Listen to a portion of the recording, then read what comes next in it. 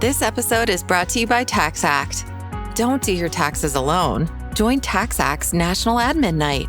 Admin nights are social gatherings for getting through your to-do list. So get ready for a night of fun, finding deductions, and filing taxes with TaxAct, where you can file your federal and state return for just $49 through April 8. Let's get together and get them over with. Visit taxact.com/admin-night for details. How many discounts does USAA Auto Insurance offer? Too many to say here. Multi-vehicle discount, safe driver discount, new vehicle discount, storage discount, legacy. How many discounts will you stack up? Tap the banner or visit usaa.com/auto discounts. Restrictions apply. This episode is brought to you by MGM Plus. From and its Horrors returns for season 4, centered around a town that traps all those who enter. Terrifying creatures that come out at night. Horrors some wished had stayed buried, where desperate hope leads to darker truths. Dangerous new arrivals, a sinister figure, a shocking revelation. From season 4 premieres April 19th on MGM Plus. Some doors should remain closed. Shout out to everybody that's already tuned in.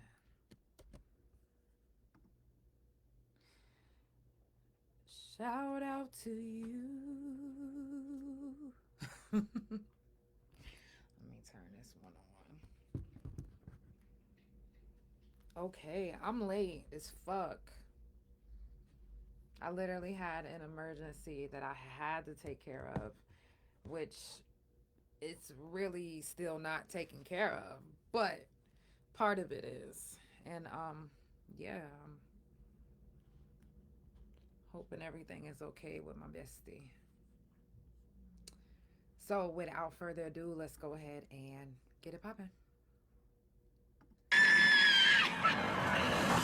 It's for the Couch Chronicles, where there ain't no fucking limits.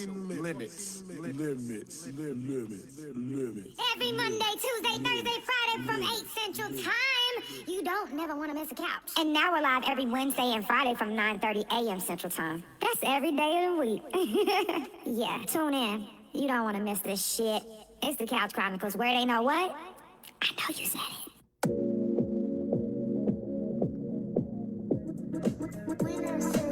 It's the Couch Chronicles, where it ain't no fucking limits.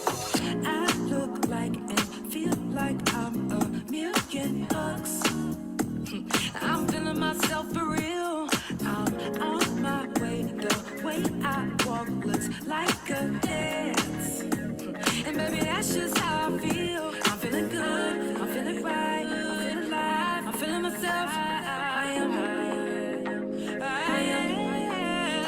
I'm feeling good.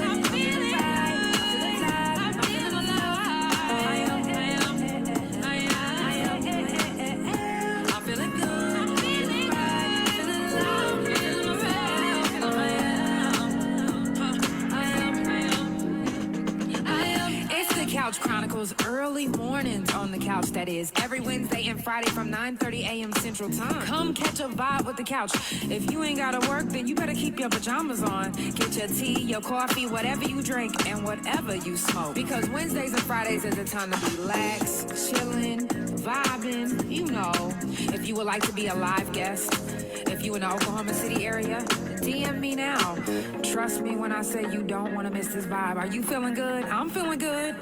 That's how you supposed to feel in the morning. 1, 2, 3, let's go! I look like and feel like I'm $1,000,000. I'm feeling myself for real. I'm on my way. The way I walk looks like a dance.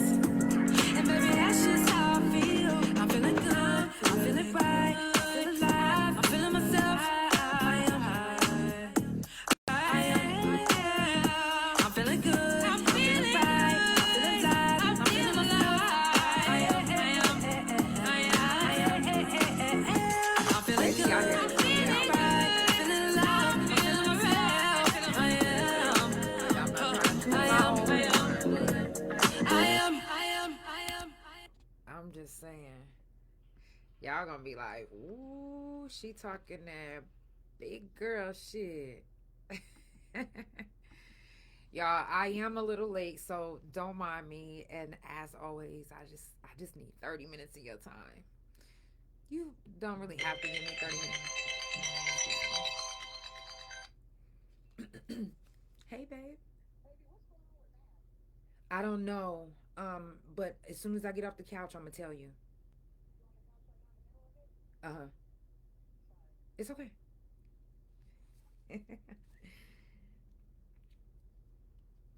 So, during this whole week, like I said, it's prison, jail, felon talk. Shout out to everybody that's tuned in. Let's give a moment of silence for the ones who didn't make it here today for whatever reason. Let's give this moment to them.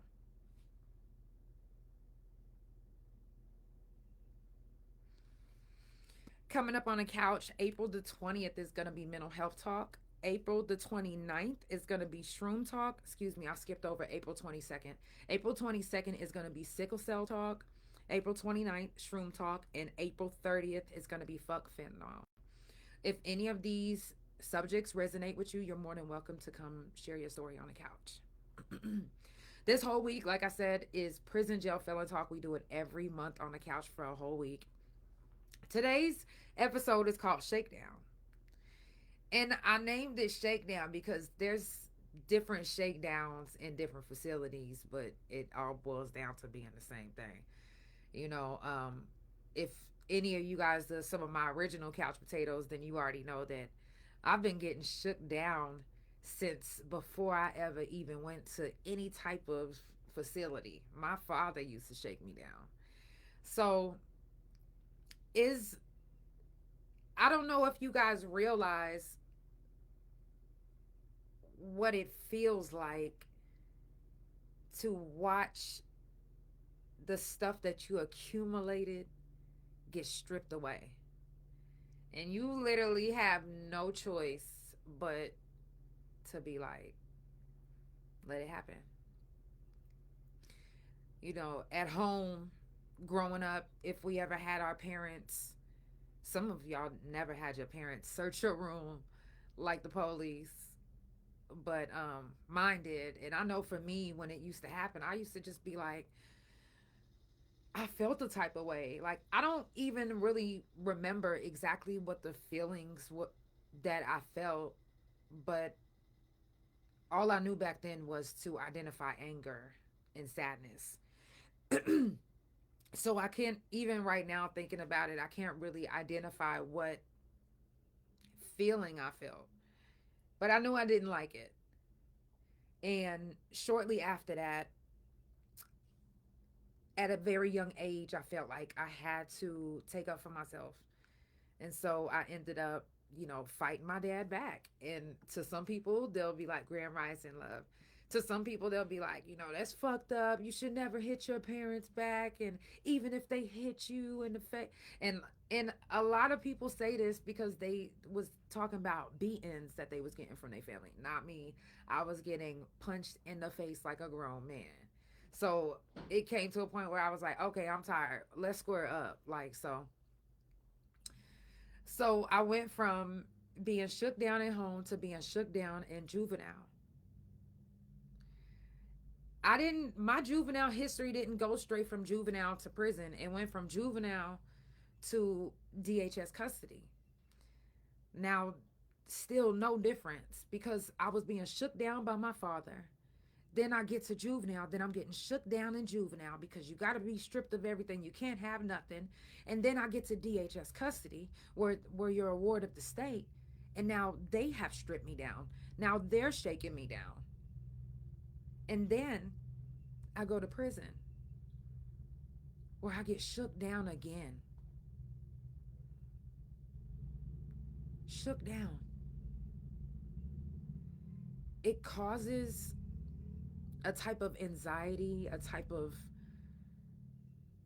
trauma that you can't even imagine. Like, literally watching so when we get stuff now, we cherish it.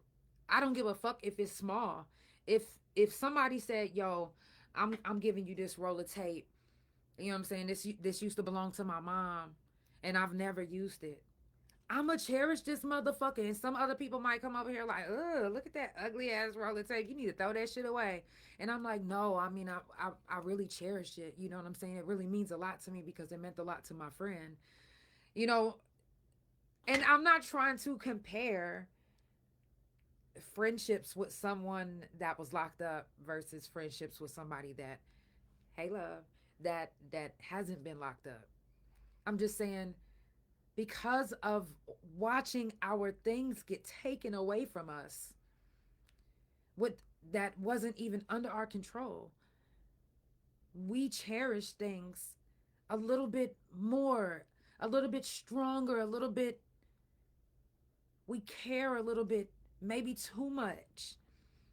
Now a lot of us are out, and I always hear this from somebody that I've been locked up with, or somebody that was locked up, period. They be like, well, people think, you know, I'm just too nice. And it's like, when you've had to be a mean, ugly motherfucker on the yard the whole time, yo, you just want to get out and be nice to the world. That's it. Like, you don't want, like, now if it's smoke, it's going to be some smoke, but that's on another tip. But in general, you are literally just smiling, have a good time, and people literally think you're ingenuine because they like, can't a motherfucker can't be this happy, especially after doing that much time. So what you happy about? You ain't even got a job. What you happy about? You ain't even got your kids. What you happy about? You don't even this, you don't even that. But it's not that we're being fake. It's that we had to be fake in prison. I don't care what nobody say. A lot of us are not the same right now at all. Shakedown. I was just telling one of my friends, we had a shakedown one time that lasted for 48 hours. Thank you for the roses. That lasted for 48 hours. And when I tell you that, thank you for the gift. When I tell you that they did not give a fuck if you had to pee or shit. If you did, all right, we searching you first. What you got? You obviously got something if you can't hold it. This is their thing. This is their fucking thinking.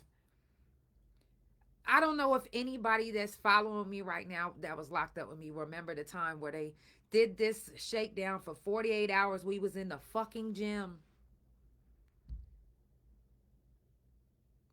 In the fucking gym. People was pissing and shitting on the floor in the gym. Because they didn't want to cause attention to themselves, or, you know, and even if you did have to piss and shit, they was gonna embarrass you. So you might as well just embarrass yourself, right? The shit was fucking crazy. Yeah.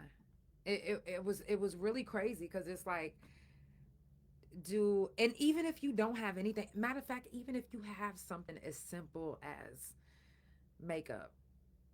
Now, to us, it seems simple, but contraband is contraband.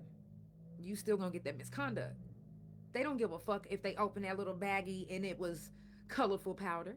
They open up a baggie and it was powder. You going to lock. You getting a misconduct. So I always had makeup. And I'm like, I just don't see myself like keep starting over. You know, I just don't. And so we would find like little places to hide our things that we wanted to keep. Imagine not knowing what day you're going to get shook down. And you have maybe a phone, makeup, contraband lip gloss, maybe some contraband panties, a real bra, something to make you feel like a real woman, contraband hair ties, but it's beautiful hair ties. It's just not the color that they asking for. These are things that you want to hide and keep to make you feel a little sane. And you don't know what day you're going to get locked up, what day they going to catch. You might have been making a fresh batch of hooch. And shake down. That's all you hear. And it's over with. Now your stomach is coming out your asshole. Because it's like, ooh wee, what the fuck? I'm about to get caught up. Man. And I've had one of those moments. And I knew they wasn't even trying to shake nobody. I knew that they specifically was coming to me. I had just came back from low security. And I said, you know what? I was strategically thinking though, like this, thank you so much for the gifts. I was strategically thinking, I was already in my head, like paying attention. There was some new laws that was like passing around this time that I was in a halfway house. Like if you get a misconduct and you get your days back, it could kick you out of prison. You know what I'm saying? If it give you enough days, because they take 365 days from you. So I was thinking, if I get this misconduct now, by the time they pass that new law, it's going to be retroactive for me. And then I'm going to be able to get that 365 that they took, and it's going to kick me out early. So that's what I was thinking. And then they just so happened to not pass it at first. And I got shipped. I said, okay, boom. I took some weed. I was like, I'm going to get a Class X some way, somehow. Either I'm going to get caught with this weed, or I'm going to make it, and I'm going to sell it, and I'm going to make some money. Or I'm going to get caught with this phone. Or I'm going to make it, and I'm going to sell it. I just knew I had a plan. So when I made it back, I had this, it was a baby bottle. You know, the plain white baby bottles. I busted open and I put weed all the way at the bottom. And I wrapped it so many times, I literally don't know how they smelled it. But anyways, I put the powder back on it. And I packed it up in my stuff. And I brought my phone. So when I knew that they was coming to get me, it was like a feeling that I felt in my stomach first. It wasn't even, it wasn't that they was looking at me. It was that I felt it in my stomach. And I probably farted because my nerves was bad. I was like, hold on. Wait a minute.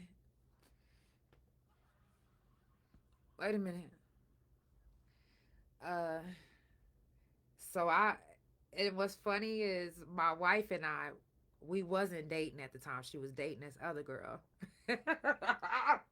And I walked up to her and I was like, Schizo. I was like, I'm about to go to lock. They was like, why are you smiling like that? I was like, I'm about to go to lock. Like, I just know. So they was like, for what? I was like, either a phone or some weed, something, I don't know. So right after I said that, I was still laughing, I think. And maybe like 2 minutes later, not even 2 minutes later, like a minute later. Matter of fact, I think I was still talking. And they came and arrested me. Now, one, they didn't find my phone.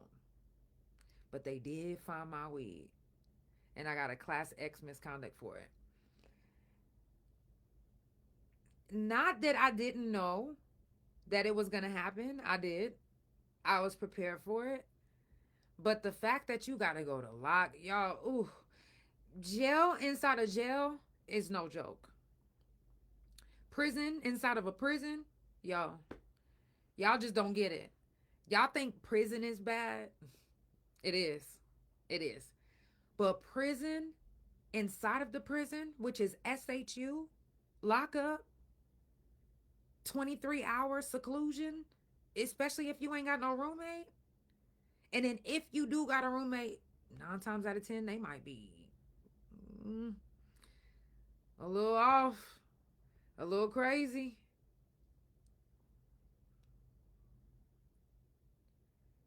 Shakedowns come with so much. The consequences are astronomical sometimes. Like, why am I being punished so hard over some makeup. Makeup. Class X, Class A, Class B. Like, when you get a misconduct, you either can fight it and win, or you can fight it and lose, or you can not fight it at all. And I was the type of inmate that I would not allow them to just write me a misconduct and I go, okay, guilty. No. Even if I was guilty, I still fought every misconduct like I was innocent. And when I went to my hearing, you would have thought I was a goddamn lawyer, because I had my own little makeshift suitcase, papers. I even had, I'm talking about everything. I went to the law library. I had the actual, whatever they needed. Whatever evidence you need on my behalf to make me win this case. I'm there. I'm doing it. So, but just the fact that you have to, wonder, like, are they going to let me beat this misconduct even if I am right? Like, are they going to admit to being wrong? Is someone going to be truthful? Who's going to be doing my hearing? And everybody knew, if you had Angela Johnson as your hearing officer, nah, 9 times out of 10, you ain't winning. So when I won, I damn near got the GOAT status. They was like, you beat your misconduct? I was like, yeah, I did. I came with my evidence. They didn't. Y'all trying to give me a misconduct for something that you said you seen, but you don't know for sure if you really seen it. Well, baby, I'm gonna need some proof. If you gonna give me this misconduct, I'm not taking no misconduct if you ain't got no proof. Sorry. I'm so sorry. I learned that early on in the game. So, shakedowns in DHS custody, let me tell you the difference between that one. Is because you are a kid. When they shaking you down, they not going to give you what they give you in prison. And what I mean by that is, in prison, they are going to talk shit to you. They are going to make you feel, they're going to provoke you. They're going to make you feel less than. Less than. You say, how many times did I win? I just seen your comment. I think I won maybe 4 or 5 times after that. I'll tell you about another story in a minute. You said, shoot, I have my clippers, tweezers, scissors. Right. They do be acting like they found a gold mine. Yep. Straight to jail for 45 days. Exactly, Denise. They don't give a fuck. They will take you right to jail. And you be back there and come out looking like you've been back there for 2 months. But I won a few of them. Because, you can't just write me up a misconduct and think I'm about to just... But the DHS shakedowns, they not gonna talk shit to you. They're gonna take your stuff. And some of them will. Nah, I'm lying. Some of them will, but they won't say it with a cuss word. But they'll be like, well, if you was with your mom and dad, like stuff like that. Not realizing that some of these kids are in here because they mom and dad raped them. And some of these kids they will get careless like that. And that was just as traumatizing as being cursed at in prison. Shakedowns in juvenile, well, they're preparing you for prison. They think they're scaring you into being good, but no, you're actually preparing us for prison. Get in line. You wash yourself from we damn near gotta shave our heads in that bitch, just like the men do whenever they hit the yard. The cycle of the same thing happening in each of these facilities. It's no big difference. It's no big difference in how some of these kids that I was in DHS custody with, it's no big difference in how some of them have turned out. Some of us literally turned out We was all in prison. 90% of the girls that I was on the yard with and the boys, 90% of them were in prison with me. Dead ass. Some of them is there now. Wifey, happy anniversary. I love you. Some of them is still there now.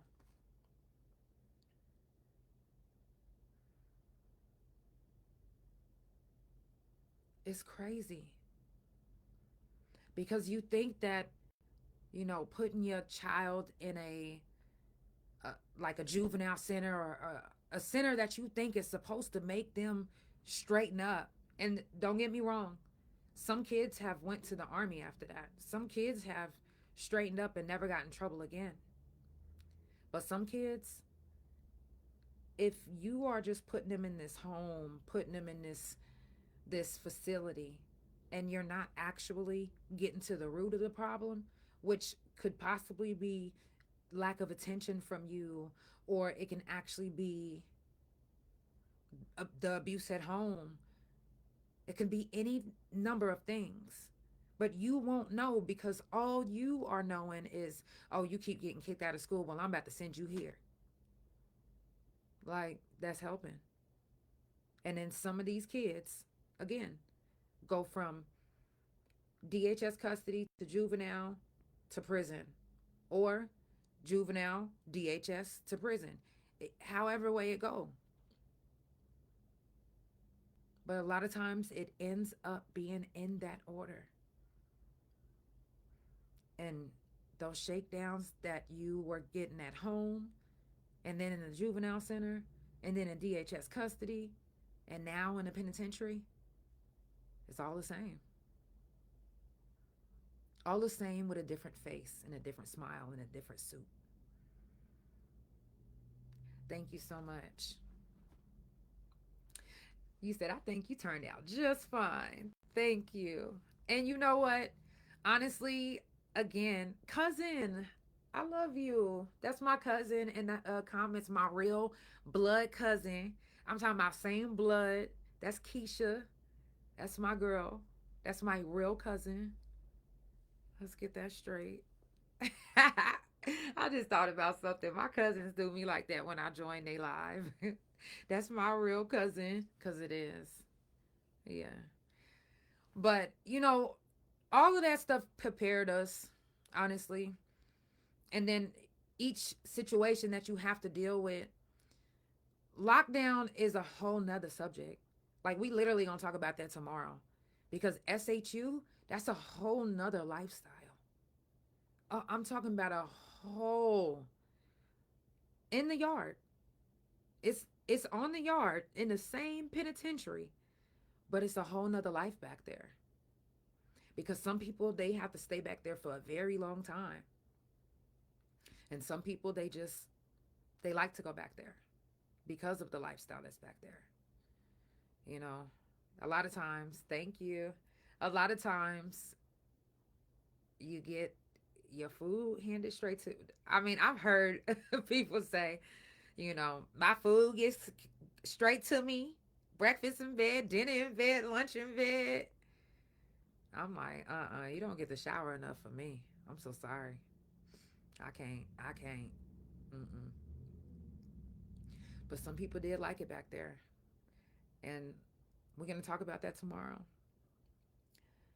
Just, if you understood some of the things we have lost and had to gain back in prison, you would understand that while we're out, nothing really phases us because we've lost everything and gained it all back before.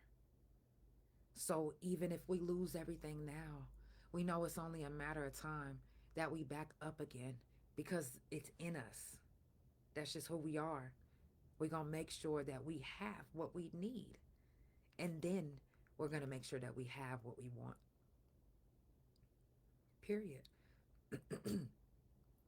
I know it's crazy because it's like, how can you still be so happy when you know you're going through this and this and that? Well, if you only knew what we came through, what we've accomplished, what we've conquered, if you only knew what shakedowns does to your skin, because it got to toughen up your skin, because, baby, an officer taking your stuff that you worked so hard for, that you paid for, you say you were saving up to pay for this compact of makeup or anything, hair ties, whatever, a brush, and then you watching it get taken, and then the officer that's taking it is talking shit to you, and you literally gotta be like, and sometimes they won't even do it in front of your face. Yes, exactly. They won't even do it. Some of them big shakedowns, you literally are shitting bricks on yourself because you don't know what they gonna find. You've accumulated so much. You don't know what they gonna find. What? That time in the gym, yo. Prison taught me how to hold my pee for a long time. For a long time. And you would think that my bladder is fucked up, but it's not. It taught me how to hold my pee and not think about it. Because the first moment, and even if I didn't have nothing, I don't like to be singled out and shook down all because I want to use the bathroom. Let me use the fucking bathroom. It's a normal thing for people to do, but they act like it's not.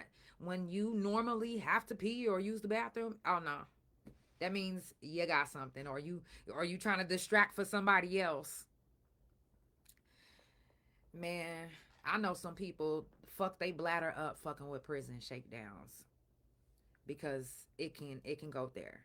They'll turn off everything and they'll get to shaking. Okay. If you're just now tuning in, it is the Couch Chronicles, where it ain't no fucking limits.